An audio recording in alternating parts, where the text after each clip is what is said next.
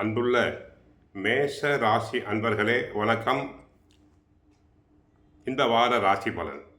மேஷ ராசியினருக்கு 4ஆம் இடத்தில் குரு வக்கரம் அடைந்திருக்கிறார்.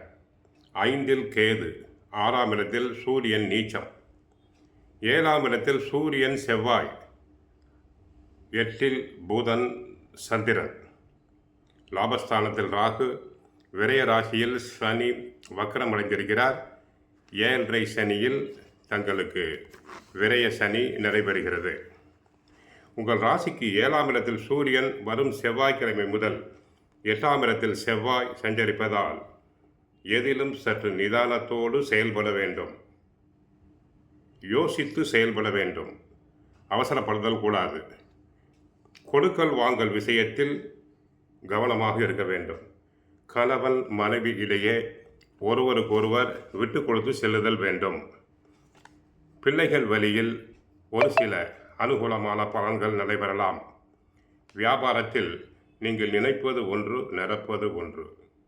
தொழில் முதலீட்டில் கவனமாக இருங்கள். இல்லாவிட்டால் கையை கடிக்கும், நஷ்டமாக போடலாம். பெண்கள் மூலமாக தேவையில்லாத செலவுகள் தங்களுக்கு ஏற்படலாம். வேலைக்கு செல்பவர்களுக்கு நன்றாக வேலை செய்தாலும் வீண் பழி சொற்கள் தங்கள் மீது ஏற்படலாம். கவனமாக இருங்கள். பிறர் விஷயத்தில் தலையிடுதல் வேண்டாம். மாணவ மாணவியர்கள் படிப்பில் மட்டும் கவனம் செலுத்த வேண்டும். கெட்ட சகவாசம் கூடாது. நல்ல சேர்க்கை இருக்க வேண்டும். அதிகாலையில் எழுந்து படித்தல் வேண்டும். தேவையில்லாத உபாதைகளை தவிர்க்கலாம், நல்லபடியான சேர்க்கை இருந்தால்.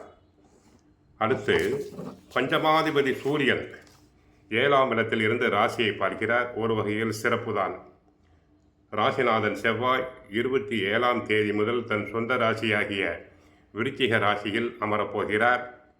லாபஸ்தானத்தில் ராகு பலமாக இருக்கிறார். சூரியனும் புதனும் இணைந்து புதாத்திய யோகத்தை தங்களுக்கு கொடுக்கிறார்கள். தனாதிபதி சுக்கிரன் நீச்சமடைந்திருக்கிறார். பல விஷயத்தில் கவனமாக இருங்கள். கராராக இருங்கள். கொடுக்கல் வாங்கலில் அதிக கவனம் தேவை. எதையும் ஒரு தரத்திற்கு 2 தரம் யோசியுங்கள். வீண் பலி வரலாம். சுபகாரிய முயற்சிகளில் தடைகள் உண்டு. அரசியலில் உள்ளவர்களுக்கு வீண் பலிகள் வரலாம். மற்றபடி கோவிலுக்கு சென்றால் முருகனை வழிபடுங்கள். கஷ்டங்கள் அனைத்தும் குறையும். வாழ்க வளமுடன். மங்களம் உண்டாகட்டும்.